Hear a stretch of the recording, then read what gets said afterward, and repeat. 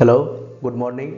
Myself Rajesh Jha. I am from Madhubani, Bihar, and I am pursuing my Bachelor of Science and Master of Science from NIT Agartala.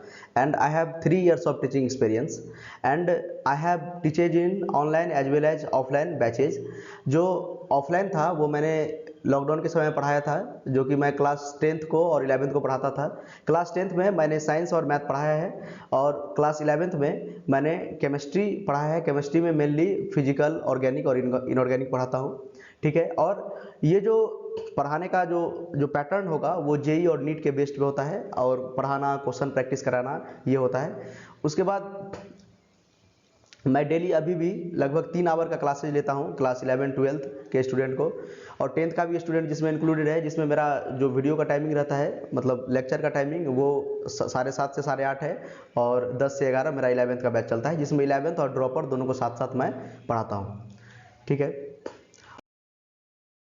उसके बाद inorganic chemistry में मैं क्या क्या topic cover करने वाला हूँ उसके बारे में चलिए जानते हैं।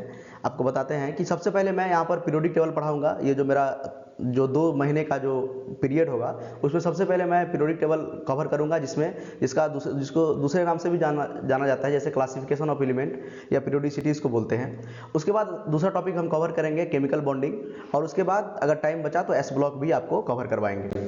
ठीक है, तो पीरियोडिक टेबल में सबसे पहले हम क्या क्या टॉपिक कवर करेंगे उसके बारे में बात करते हैं। तो पीरियोडिक टेबल में सबसे पहले हम लोग बात करेंगे हिस्ट्री ऑफ पीरियोडिक टेबल, कि पीरियोडिक टेबल मतलब का पीछे का हिस्ट्री क्या है। जो यहाँ अपना आप जो देख रहे हैं स्क्रीन पे long form of periodic table, इसके पीछे हिस्ट्री क्या है, बहुत सारा हिस्ट्री है इसके पीछे, वो सारा हम लोग डिस्कस करेंगे कि क्या क्या हिस्ट्री है। उसके बाद हम लोग डिस्कस करेंगे डिटेल में अबाउट मॉडर्न पीरियोडिक टेबल, कि मॉडर्न पीरियोडिक टेबल में सारा कुछ हम लोग पढ़ेंगे। उसके बाद हम लोग ग्रुप पीरियड ब्लॉक निकालना सिखाएंगे, किसी भी एलिमेंट का आप लोग ग्रुप पीरियड ब्लॉक कैसे निकालेंगे उसका आपको हम ट्रिक भी बताएंगे, और उसका एक प्रॉपर मेथड भी बताएंगे आपको। उसके बाद हम लोग जानेंगे कि नोमेनक्लेचर ऑफ एलिमेंट, जो 100 से ज़्यादा एलिमेंट होता है उसका अपना नोमेनक्लेचर है, तो उस नोमेनक्लेचर को भी हम लोग सीखेंगे, और इस पर बहुत सारा क्वेश्चन कराएंगे, और ये जेई में भी बहुत सारा क्वेश्चन आया है इससे, तो वो भी आपको प्रैक्टिस करवाएंगे। उसके बाद इफेक्टिव न्यूक्लियर चार्ज के बारे में हम लोग जेड इफेक्टिव निकालना सिखाएंगे। उसी में आपको जो होता है स्क्रीनिंग इफेक्ट क्या होता है वो सब सारा बताएंगे, और जेड इफेक्टिव क्या होता है, इफेक्टिव न्यूक्लियर चार्ज, उसके बारे में भी हम लोग डिस्कस करेंगे। और उसके बाद हम लोग डिस्कस करेंगे एटॉमिक रेडियस के बारे में, और उसके बाद ट्रेंड ऑफ एटॉमिक रेडियस, ठीक है, डिस्कस करेंगे। देखिए ये जो लेक्चर का ये जो आवर होगा, ड्यूरेशन होगा, ये लगभग 2 आवर का नॉर्मली होगा, क्योंकि और किसी किसी में 3 आवर भी होगा। जैसे देखिए मॉडर्न पीरियोडिक टेबल जब पढ़ाएंगे तो वो 3 घंटे का लगभग होगा, क्योंकि मॉडर्न पीरियोडिक टेबल में बहुत कुछ बताना पड़ता है, और आपको कॉन्फ़िगरेशन भी बताएंगे, electronic configuration, S block, P block, D block, सारा का कॉन्फ़िगरेशन बताएंगे, और आपको क्वेश्चन भी सॉल्व करवाएंगे, तो उसमें थोड़ा टाइम लगता है। तो नॉर्मली आपका 2 घंटे का ये मतलब टॉपिक्स है, और अगर उससे ज़्यादा भी हो सकता है, अगर स्टूडेंट को रिक्वायरमेंट होगा या डाउट होगा तो उससे ज़्यादा का भी लेक्चर होगा। ठीक है, उसके बाद देखिए पीरियोडिक टेबल में और ट्रेंड ऑफ एटॉमिक रेडियस हम लोग डिस्कस करेंगे।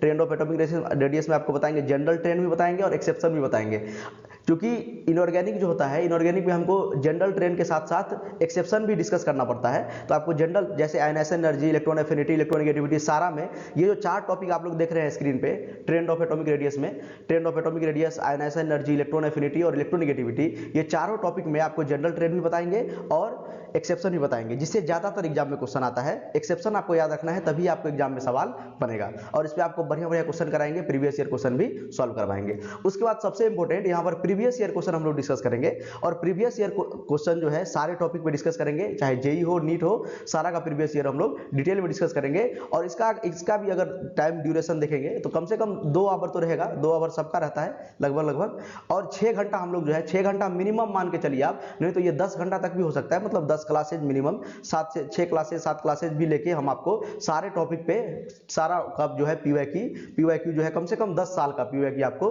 सॉल्व करवाएंगे। उसके बाद जो नेक्स्ट टॉपिक हमारा है केमिकल बॉन्डिंग, जो आप लोगों को पता होगा सबसे इंपॉर्टेंट टॉपिक है केमिकल बॉन्डिंग, और बहुत ज्यादा सवाल आता है इससे। जेई में भी 2-3 सवाल हमको देखने को मिलता है, और नीट का तो बात ही छोड़ दीजिए, नीट में तो 5-6 सवाल भी आपको मिल जाएगा। उसके बाद देखिए इसमें सब टॉपिक हम लोग कवर करेंगे।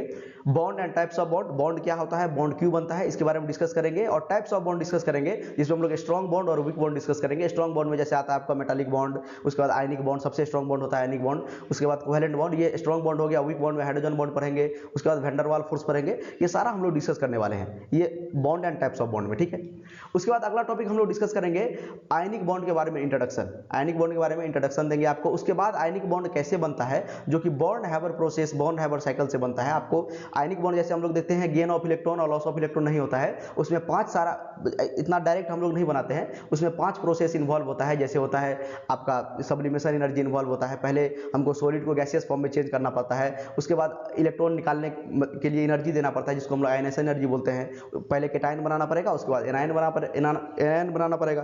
केटाइन बनाने का 2 प्रोसेस और एनायन बनाने का 2 प्रोसेस, उसके बाद दोनों जब मिक्स करेगा तो जितना एनर्जी निकलता है जिसको हम लैटिस एनर्जी बोलते हैं, तो यही हम आपको डिटेल में बताएंगे बॉन्ड हैवर साइकिल में। ठीक है, अगला हम लोग डिस्कस करेंगे कोवेलेंट बॉन्ड के बारे में।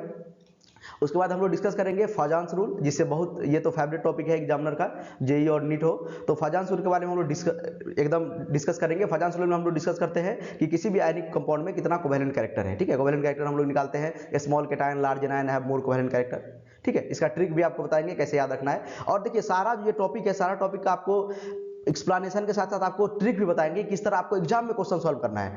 कॉन्सेप्ट तो सीखना है, ये सही बात है, लेकिन उसके साथ साथ हमको जल्दी जल्दी एक्यूरेसी के साथ साथ एग्जाम में क्या होता है, हमको जल्दी जल्दी क्वेश्चन भी सॉल्व करना है। तो टाइम बचाने के लिए आपको बहुत सारा ट्रिक भी हम लोग डिस्कस करेंगे। लुईस डॉट स्ट्रक्चर, जैसे लुईस डॉट स्ट्रक्चर में भी हम लोग आपको स्ट्रक्चर बनाना सिखाएंगे, किसी मॉलिक्यूल का हम लोग स्ट्रक्चर कैसे बनाते हैं। ठीक है, और उसके बाद हम लोग पढ़ेंगे फॉर्मल चार्ज। फॉर्मल चार्ज मतलब किसी भी एटम के, पार्टिकुलर एटम के पास, इंडिविजुअल एटम के पास किसी भी मॉलिक्यूल में कितना चार्ज होता है, उसको फॉर्मल चार्ज बोलते हैं। उसी तरह वैलेंस बॉन्ड थ्योरी हम लोग डिस्कस करेंगे। इसमें भी लेक्चर का टाइमिंग जो 2 आवर का होगा। ठीक है, और उसके बाद जो मेनली यहाँ पर लुईस डॉट स्ट्रक्चर, ये 3 आवर से 4 आवर भी हो सकता है, क्योंकि इस पे आपको बहुत सारा क्वेश्चन करवाएंगे। लुईस डॉट स्ट्रक्चर जब तक आपको क्लियर नहीं होगा तब तक आप केमिकल बॉन्डिंग में आगे नहीं बढ़ सकते हैं। अगर आपको स्ट्रक्चर ही नहीं बनाना आएगा तो कैसे केमिकल बॉन्डिंग पढ़ेंगे। उसके बाद वैलेंस बॉन्ड थ्योरी में भी कम से कम 3 आवर लग सकता है, और 3 आवर से ज्यादा भी लग सकता है, क्योंकि वैलेंस बॉन्ड थ्योरी में आपको बताएंगे कि रियल में ओवरलैपिंग कैसे होता है, एटॉमिक ऑर्बिटल का ओवरलैप कैसे होता है, वो सारा डिस्कस करेंगे। उसके बाद जो सब टॉपिक हम लोग डिस्कस करेंगे, उसमें पहला है हाइब्रिडाइजेशन। जो हाइब्रिडाइजेशन सबसे इंपॉर्टेंट कॉन्सेप्ट है, जो इंटरमिक्सिंग ऑफ ऑर्बिटल के बारे में आपको वहां पर डिस्कस करेंगे, और हाइब्रिडाइजेशन में ज्यादा समय लगेगा। उसके बाद देखिए VSEPR थ्योरी, उसके बाद बॉन्ड एंगल, उसके बाद ड्रैगोज रूल, उसके बाद डायपोल मूवमेंट, और उसके बाद मॉलिक्यूलर ऑर्बिटल थ्योरी का 2 पार्ट हम लोग डिस्कस करेंगे, क्योंकि मॉलिक्यूलर ऑर्बिटल थ्योरी काफी बड़ा टॉपिक होता है और उसमें बहुत ज्यादा क्वेश्चन पूछा जाता है। मॉलिक्यूलर ऑर्बिटल थ्योरी से आपको ज्यादातर क्वेश्चन मिलेगा पैरामैग्नेटिक डायमैग्नेटिक नेचर बताने के लिए, और आपको बॉन्ड ऑर्डर निकालने के लिए पूछा जाता है क्वेश्चन, तो उसमें भी हम लोग डिटेल में डिस्कस करेंगे। ठीक है, उसके बाद एक आता है सबसे इंपॉर्टेंट sp मिक्सिंग, जो बच्चा को ज्यादा कंफ्यूजन रहता है, उसके बारे में हम लोग डिस्कस करेंगे और ढेर सारा क्वेश्चन करेंगे। ठीक है, और हाइड्रोजन बॉन्ड जो कि काफी इंपॉर्टेंट है, हाइड्रोजन बॉन्ड के बारे में भी हम लोग डिस्कस करेंगे। और एक और टॉपिक इसमें छूट गया है, जैसे आप वैन डर वाल फोर्स भी आपको डिस्कस करके बता देंगे। ठीक है, जैसे देखिए इसमें जो टॉपिक का जो ड्यूरेशन होगा, इसमें देखिए 4 आवर और 3 आवर करके है, क्योंकि ये काफी लंबा टॉपिक है। जैसे VSEPR थ्योरी, हाइब्रिडाइजेशन में 5 घंटा भी लग सकता है, तो ये सारा टॉपिक का ड्यूरेशन है। ठीक है, उसके बाद आपको जो है मतलब S ब्लॉक भी हम लोग डिस्कस कर देंगे, अगर टाइम बचा तो S ब्लॉक भी हम लोग कवर करेंगे। Now let's start. जो आपको कुछ हम अभी बताते हैं आयनिक बॉन्ड के बारे में, और ये मेरा डेमो क्लास भी होगा, डेमो की तरह आप इसको देख सकते हैं। ठीक है, तो चलिए हम लोग शुरू करते हैं। आयनिक बॉन्ड आपको बताते हैं। आयनिक बॉन्ड क्या होता है, बेसिकली ऐसा बॉन्ड जो इलेक्ट्रॉन के ट्रांसफर के कारण से बनता है, उसको हम लोग आयनिक बॉन्ड बोलते हैं। तो बॉन्ड बेसिकली क्या होता है, बॉन्ड सबसे पहले क्या होता है, बॉन्ड जो होता है फोर्स ऑफ अट्रैक्शन होता है दो एटम्स के बीच में। 2 एटम्स कंबाइन क्यों करना चाहता है, ये आपको हम बताएंगे। 2 एटम इसलिए कंबाइन करना चाहता है क्योंकि उसको स्टेबिलिटी गेन करना है, अपना पोटेंशियल एनर्जी कम करना है। जब तक वो पोटेंशियल एनर्जी कम नहीं करेगा तब तक वो स्टेबल नहीं होगा। जिसके पास ज्यादा एनर्जी रहता है वो दुनिया में स्टेबल नहीं रहता है, जिसके पास कम एनर्जी रहता है वो दुनिया में ज्यादा स्टेबल होता है। ठीक है, तो चलिए हम लोग पढ़ते हैं आयनिक बॉन्ड के बारे में। तो आयनिक बॉन्ड क्या होता है, कंप्लीट ट्रांसफर ऑफ इलेक्ट्रॉन से जो बॉन्ड बनता है उसको हम लोग आयनिक बॉन्ड बोलते हैं। जैसे एग्जांपल में आप लोग देख सकते हैं NaCl sodium chloride, NaBr sodium bromide, NaF sodium fluoride. यहाँ पर देखिए एग्जांपल के तौर पे यहाँ पर मैं बता रहा हूँ आपको। यहाँ पर देखिए ये जो हमारा यहाँ पर देखिए ये सोडियम है, सोडियम का कॉन्फ़िगरेशन देखेंगे, ये सेल के आधार पे कॉन्फ़िगरेशन लिखा हुआ है 281। ये 281 कॉन्फ़िगरेशन जो है वैलेंस सेल में देखिए सोडियम का 1 इलेक्ट्रॉन है। तो ये जो 1 इलेक्ट्रॉन है ये क्या करेगा, हमेशा लूज करना चाहेगा, क्योंकि इसको अपना ऑक्टेट पूरा करना है। ऑक्टेट का मतलब होता है it is the state when the atom has 8 electron in their valence shell. ठीक है, ये आप बेसिक बचपन में पढ़े होंगे 9th क्लास में। तो सोडियम क्या करना चाहता है, सोडियम को ये 1 इलेक्ट्रॉन जटिल है, इसको क्या करना है, तो लॉस करना है हमेशा। ये क्या करेगा, 1 इलेक्ट्रॉन क्या करेगा, क्लोरीन को दे देगा। अच्छा बताइए क्लोरीन क्यों इलेक्ट्रॉन गेन करेगा, इसका भी क्या है, देखिए बॉन्ड तभी बनता है जब दोनों का सहमति होता है। ठीक है, तो सपोज एक आप इसको इस तरह से ले सकते हैं। एक बात बताइए, अगर मैरिज कैसे होता है आदमी का? मैरिज तब होता है जब दोनों का सहमति होता है, लड़का पक्ष का भी सहमति होता है और लड़की पक्ष का भी सहमति होता है। अगर एक ही साइड का सहमति होगा, सपोज किसी लड़का का जबरदस्ती शादी हो रहा है, किसी लड़की का जबरदस्ती शादी हो रहा है, तो वो शादी ज़्यादा दिन तक नहीं चलता है। इस तरह से आप इसको ले सकते हैं, ठीक है। तो दोनों का सहमति होगा तो स्ट्रॉन्ग बॉन्ड बनेगा। यहाँ पर देखिए जो क्लोरीन है वो भी एक इलेक्ट्रॉन लेना चाहता है और फ्लोरीन, यहाँ पर देखिए सोडियम एक इलेक्ट्रॉन देना चाहता है, तो दोनों का सहमति है। इसको एक इलेक्ट्रॉन ये लेगा तो इसका क्या हो जाएगा? 8 इलेक्ट्रॉन। देखिए यहाँ पर हो जाएगा 8 इलेक्ट्रॉन, यहाँ पे इसके वैलेंस शेल में 8 इलेक्ट्रॉन हो जाएगा।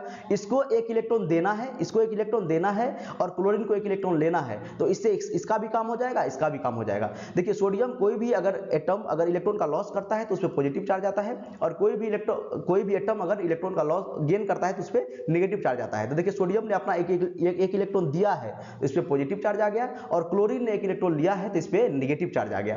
तो यहाँ पर देखिए दोनों का ऑक्टेट पूरा हो गया। और ये आपको शुरू में ही बताए थे, ये जो बॉन्ड होता है बेसिकली होता है फोर्स ऑफ अट्रैक्शन। तो ये फोर्स ऑफ अट्रैक्शन देखिए सोडियम Na+ और Cl- में जो फोर्स ऑफ अट्रैक्शन लगेगा उसको हम लोग बोलते हैं इलेक्ट्रोस्टैटिक्स फोर्स ऑफ अट्रैक्शन। ये इलेक्ट्रोस्टैटिक्स फोर्स ऑफ अट्रैक्शन के कारण से Na और Cl दोनों साथ साथ रहना शुरू कर देता है, ठीक है। बेसिकली उसी तरह है जिस तरह हम लोग मैरिज के बाद साथ साथ रहना शुरू करते हैं। तो यहाँ पर देखिए इलेक्ट्रोस्टैटिक्स फोर्स ऑफ अट्रैक्शन होता है, ठीक है। आगे बढ़ते हैं। आपको अब बताते हैं कि इलेक्ट्रोवैलेंट बॉन्ड क्या होता है।